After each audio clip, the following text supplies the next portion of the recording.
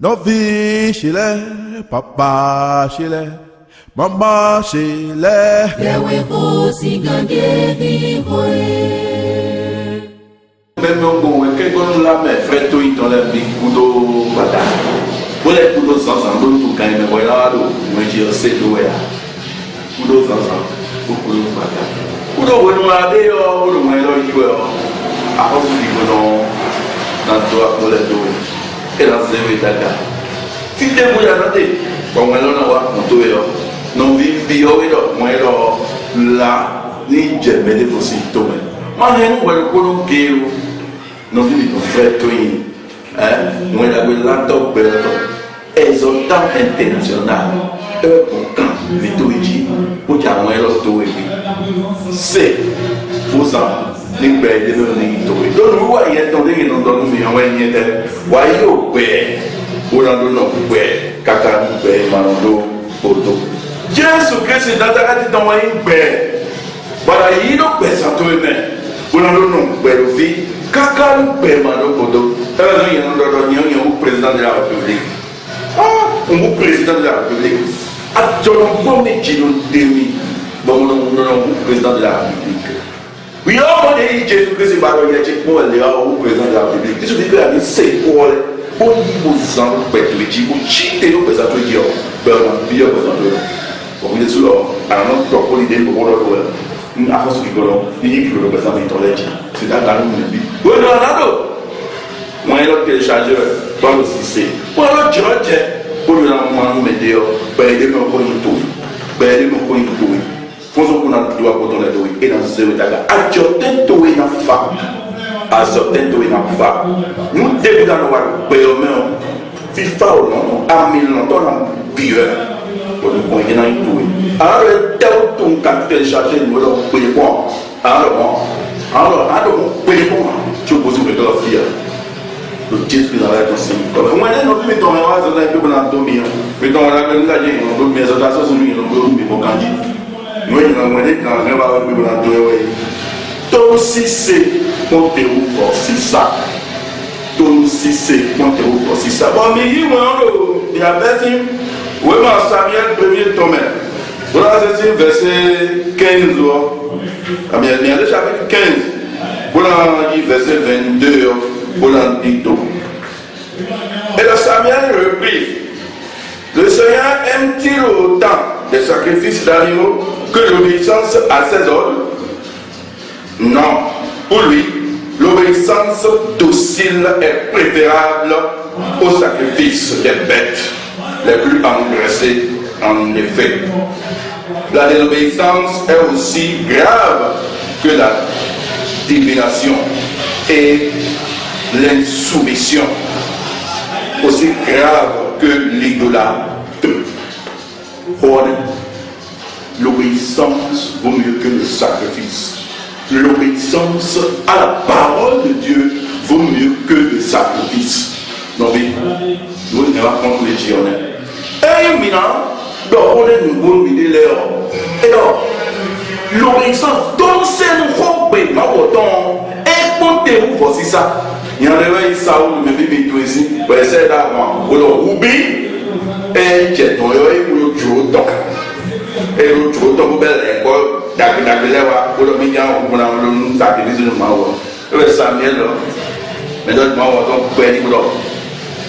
l'obéissance vaut mieux que le sacrifice. Ah, c'est à nos vies. Et maintenant, tout le monde s'est rompé, ma autant.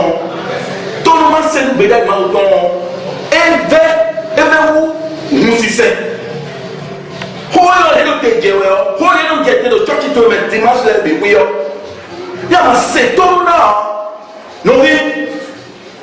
Alu ti no wo si nu kan. Ali metia. Atenodo. Ano ha. For now. No say for now. And I can't have this on it. Why do you build them to it? You want it? Don't want to send war. Why do you build them to it? I want to say, don't know. We don't go in camp, build them to it. Big. Moi, je n'allais bien, oui, ma jeunesse, jeunesse 2:15. Oui, ma et là, il y a un jardin de Bosé Beto Videme. Nado Siga Point. Nado Siga Point. Ils m'ont envoyé jeunesse 2. Menez en main. Alors, 15 hommes. Et là, il y a un jardin de Bosé Beto Videme. Nado Siga Point. Nado Siga Nan, nous prenons les bétons. Ou à dos Sénégal, doit tenir, mais doit téléper, à monter, il y a un temps, mais il y a et 10 centimes de béton. Et c'est qui t'a qu'un ton de béton. Et donc, pour le jardin, on voit votre date, votre date, votre béton, et n'a rien comme vous n'avez pas. Mais on va dire 5 tons de journée. Mais il doit téléper, à monter, on m'a dit,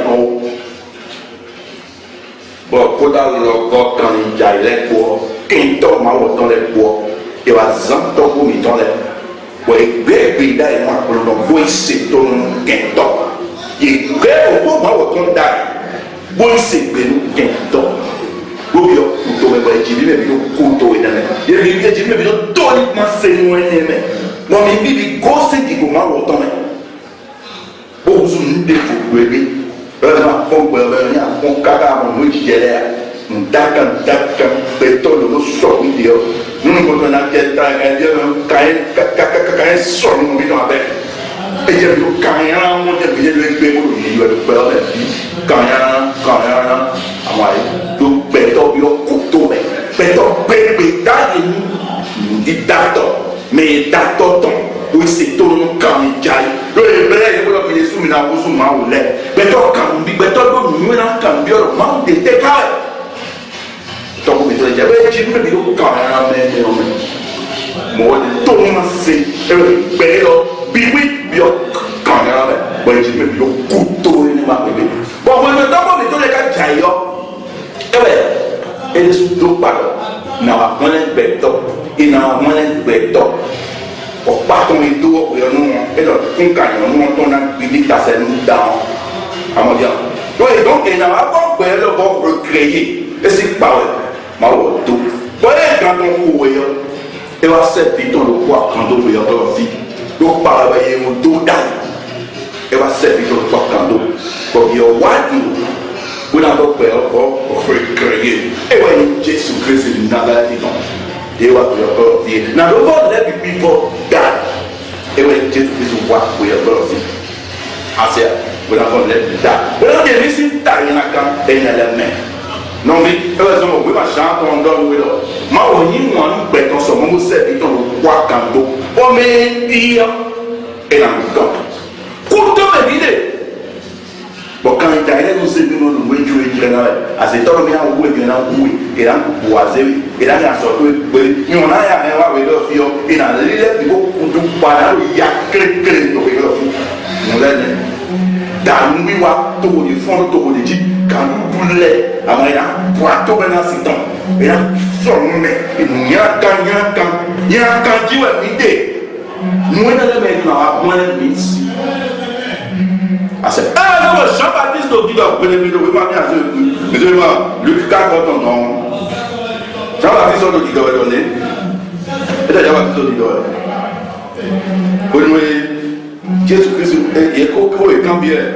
Belle colonie, et le milieu de merci, et puis il a tiré les tonneaux de l'eau. Belle colonie de frère, au milieu de l'eau, il n'a pas de poids. Et alors, moi je vous baptise avec de l'eau, mais celui qui vient est plus puissant que moi. Je ne suis pas même digne de délier le courroie de ses sandales.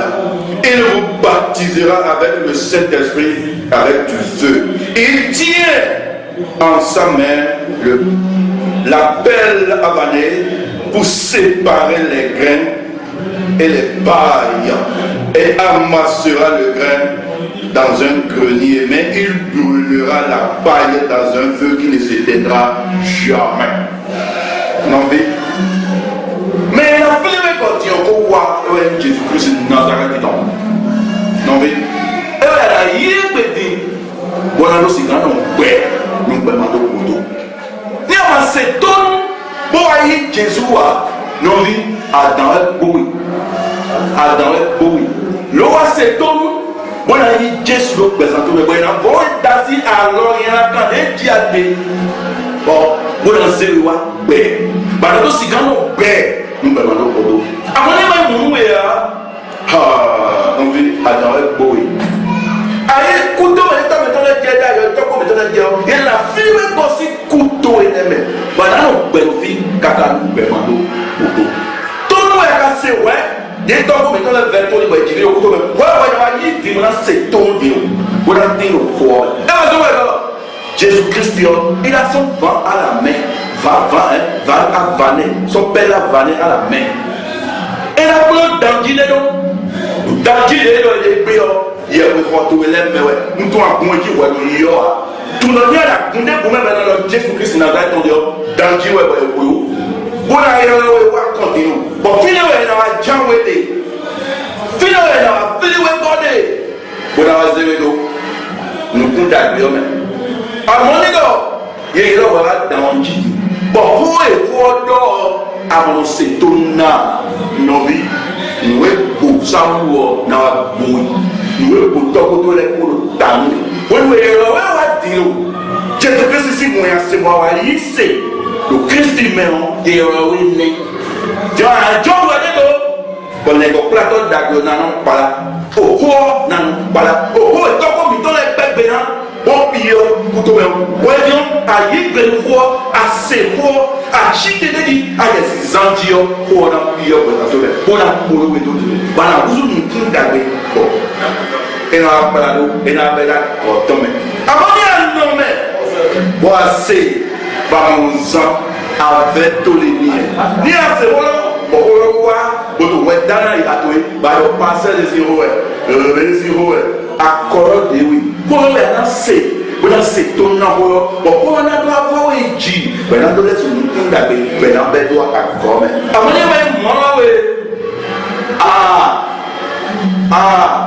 As pastor, as a guy evangelist, you might know what God do. But you do a Manzano, the day, but you can hold free at that way. What do ye say? But I'm going to hold me. I'm going to hold me. I'm going to hold me. No, kind of way. Unless you buy your, when I bet on me on Jimachi so. Manado, I'm on the way. Où est le conflit pour le roi et la continuer. Bien c'est, il le besoin, ben demain dans une touille. Et dans des raisons, couteau mais Adam Ève les tombes. Bon, il y a zéro qui le voit, il y a jamais. Bon, dans ce bio, ben tout ben, ben là peu pour ben ben ça. Mais il y a c'est ton nom. Voyez, au besoin. Ben demain dans une touille. Parce que tout nous si c'est compter vous voir si ça. Ouais c'est ton ma bête ma vecteur il top pour les bleus. Oui mais on va y se mettre c'est ton il va ils ont ça va nous va ben nous voilà Johnny on est pas de d'accord ni bla. Bon on yo on a jamou. Bon c'est nous pour d'abord dans la main. On ne prend pas il peut pour bien son pim de blanc de tout. Avant dit faut le faire à fait tout là ancien tana holo amalo de wa akaolo de bi se no holo wa holo ko ba ma jo de do holo ba no vedo pastor le si ho e anu vedo ma de ho e ye me de holo be da vedo ko che ye mo to to ye mo ye no mo do se bo ye holo le bo izon na be de me na go yin to wo holo me we no no holo me no ala ko de wo na Jésus Christ na do holo me to wa san to me alors c'est voilà vidéo machin et alors c'est ici mon commandement. Aimez-vous les uns les autres comme je vous ai aimé. Bon, mini wana minele. Il est Jésus ni wana mino. C'est ton petit temps ni. On le fait voir ici maintenant. Na ko mai no zandu. Ya na mo fuli janson jan. Oh, nous comptons que son jan ton dit. Daa wo wa mo do akugano wo yi ni pataki de ana ni daa mo ti mo ba me de ko si asile do ya yi pa se di daa mo do akun bi to le si asile we ni ne to wi debe payo anyway na bebe do mi ome ma lo ngo na we kawa kumeti awutu me ate mana na me ate be to mo na be ko de ba fun pe bo ti kawa ya na wa tu di o kawa ya na wa mo no vi ya ma do wa yi na no so no kembe de pri a ni yo po fu e no no so no khia le ko do bo e o e mo na no so ama di ke no so to ni do me ta pato we Polonie, et assez, par exemple, mon père, il va dans le Pour assez, ouais.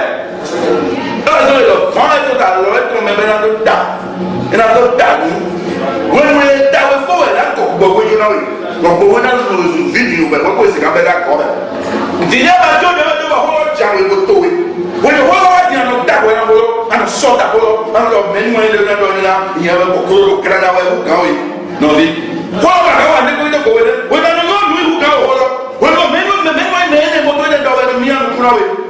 Kalau bawa kalau itu goda, apa jual itu goda mana jangan tahu. Kalau itu goda nak jauhi, apa jual itu goda jangan tahu. Betul pun tak boleh doa kau.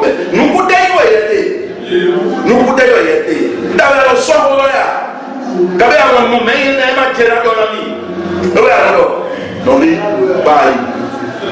Ada supaya ni nak belum ni.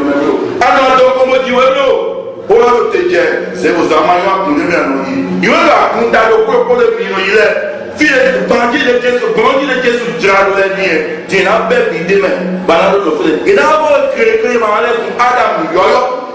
Dit Jésus Christ aussi, Adam, dévolu. Adam, Yoyo, Jésus Christ, et cet homme-là, on va pas longtemps.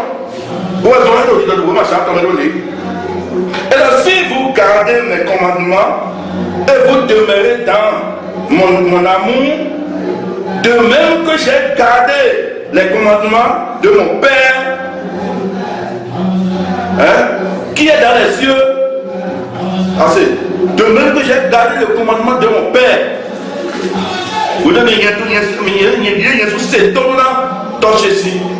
Alors, voyez-nous, et vous avez dit au moins, dis-nous, cet homme-là, ton sirop. Où est-il de moi au topo? Dis-lui, mais cet homme-là, au rôle de Dieu, le dit, bon, j'en ai dit, mais ma tête au moins, alors la tête au moins, bon, on va donner non. Donc, elle a dit au moins, non. Non, elle a dit au moins, on doit tomber. Dans la foule, nous, oui, on donne, à la tête, c'est jamais, donc, on a un sang. Bon, vous n'avez pas, nous, le dit, vous n'avez pas à croire. Eh bien, là, non, ma belle, elle est au fil. Donc si c'est tout le monde qui nous les là, au dernier vie, 3 ans pour le tomber à corps de lui. Il y a eu voilà, mais Satan est tombé.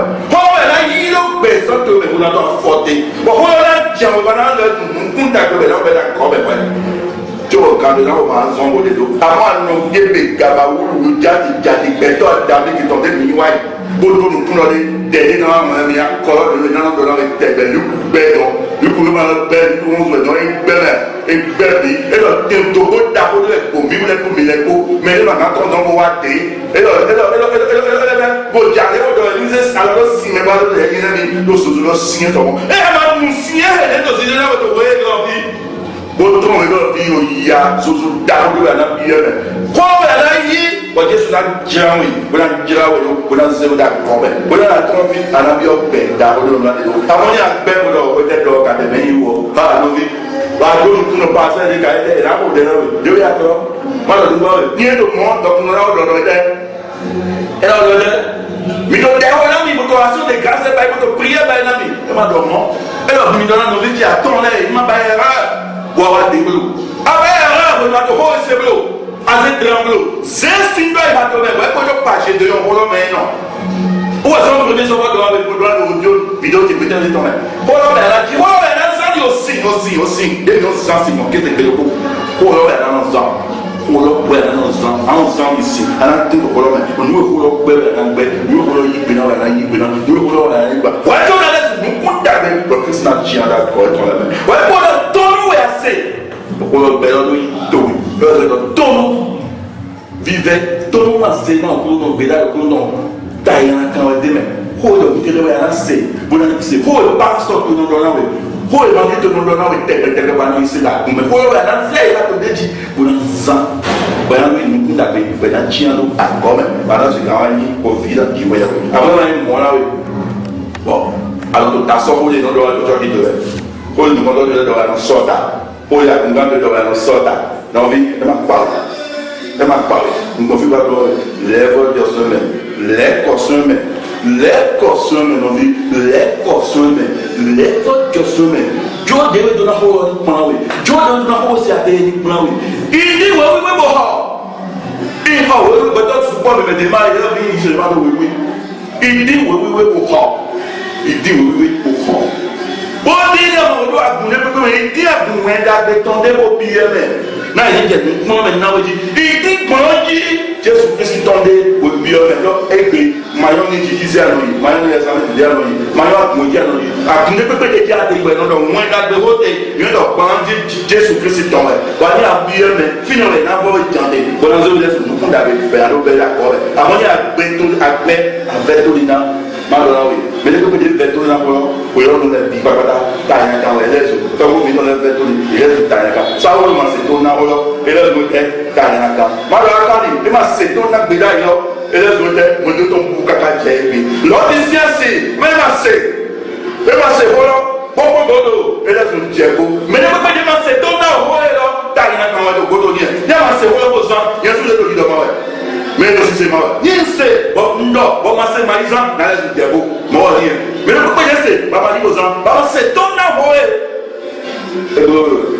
pour la c'est mais à nous et yo aidon dans ce niveau na exemple on peut aider dans le tout avancez avancez pas avec tout là nous pour ça on a pour nous pour aka na pour nous pour l'autre c'est et là pour nous pour Israël to sumbo mais oui pas les sur Égypte pour ma pour nous connaître mais sur pas de la couche sumbo mais depuis pas ça on dit ouais bon vivre pour être là que dans et là pour c'est oui aux gens c'est ton avant qui doit mais nous on va pas nous on va nous bien quoi ni bien assez nous on va pas on va des poissons à l'école qui les événements mais tu dois voir que les gens tu dois voir même manger ma femme ben et là nous on dit que ça fait mon fils de voir exalter la mer c'est oui aux gens c'est donc la paix de ni tout tu vas vous aller dans mon boulot à mi-temps mais tu dois aller demain notre dans aussi pour il y a eu une façon de miler aussi dans quoi doit des domaines de film du monde fin